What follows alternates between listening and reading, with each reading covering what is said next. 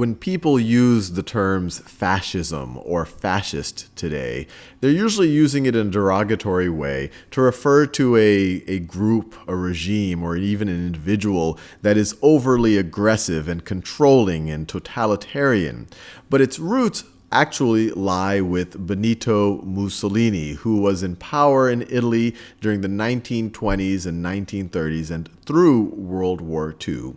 And they proudly called themselves the fascists and their ideology as fascism.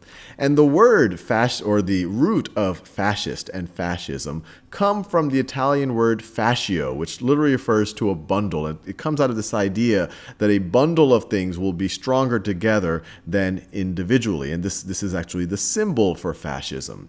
And this symbol of this bundle, this sheaf of sticks, this actually predates Mussolini by thousands of years. It goes back to Roman times, and even based on some of the things I've read, even predates Roman times as a symbol of unity, a symbol of official strength. And even before Mussolini came around, the term was used by many groups that viewed themselves as a league of revolutionaries, a group of people somehow fighting for change. And Mussolini was no different when in the end of 1914 and then in early 1915, he establishes the Fasci di Azione Rivoluzionaria. And I'm once again so sorry for my butchering of an Italian word. But this literally translates to Group Action Revolutionary, or you could say the Revolutionary Action Group, founded by Mussolini in 1915. And it was really a splinter of the Socialist Party. And there's an irony there because Mussolini, and fascism in particular, is associated with strongly anti-socialist ideology. But as we enter into, or as Europe was entering into World War I in 1914, some of the social, or the mainstream of the Italian Socialist Party was against Italy entering the war. They wanted Italy to maintain their neutrality. But you had splinter groups, more nationalist groups that said, hey, look, this is Italy's chance to claim what's its right. It should join the war on the inside of the Entente. And Mussolini was one of these individuals. And because of his strong pro-war stance, he was actually kicked out of he was head of a socialist paper in 1914. And then he eventually, by 1915, establishes the Fasci di Azione Rivoluzionaria. And by the end of World War I, as we get into 1919, it regroups under the name Fasci Italiani di Combattimento. So this literally translates as, you could view Fasci as a group or league or revolutionary league of Italians of combatants, or the combatant Italian revolutionary group, I guess is one way to think about it. Or the group of Italian combatants is another way to think about it. And their ideology wasn't well established when they set up. It was just really around this idea that of being super pro-nationalist, but it began to develop over the course of the 20s and the 1930s.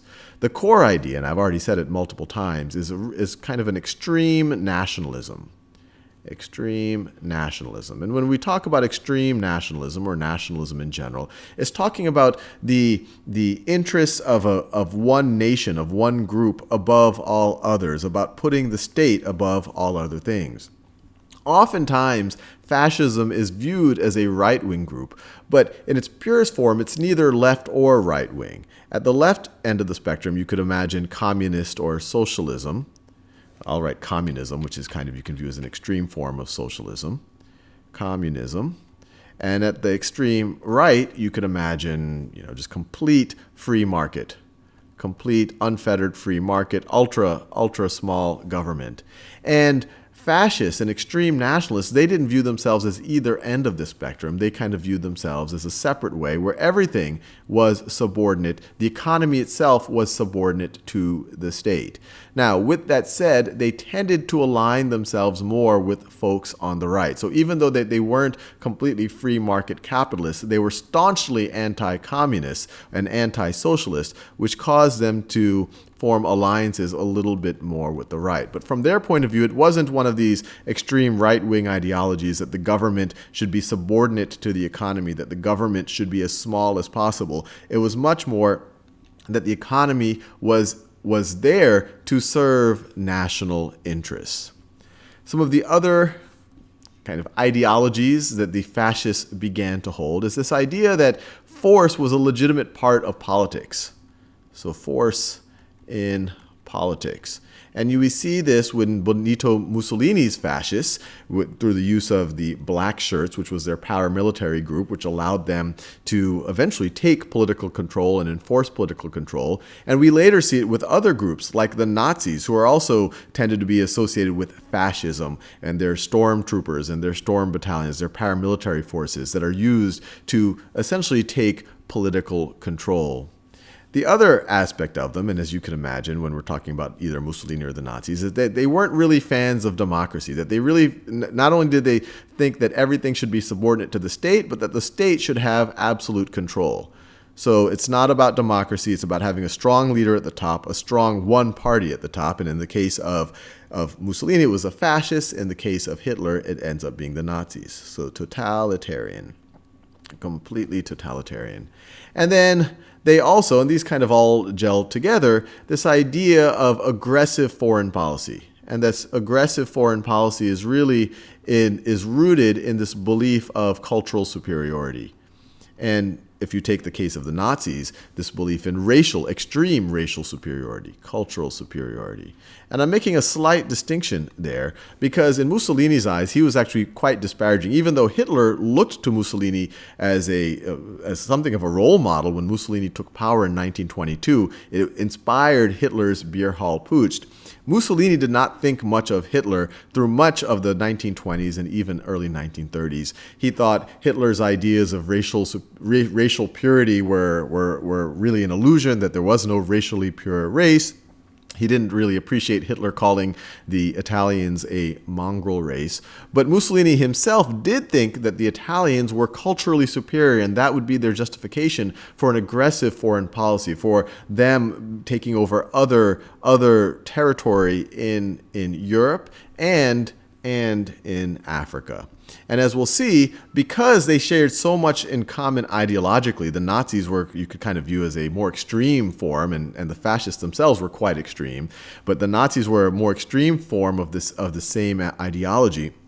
They will, even though in the 20s and early 30s, Mussolini is more eager to align himself with some of the other powers in Europe, in particular Great Britain and France. As we go into the second half of 1930s, Mussolini and Hitler find themselves to be kindred spirits. They both want to be aggressive in their foreign policy. They both want to secure other territory. They both have this idea that they need space for their superior populations, to their culturally superior, and in the case of the Nazis, racially superior populations, to grow and thrive. And so as we enter into the second half of the 1930s and World War II, you have Mussolini and the fascists become close allies of Hitler and the Nazis.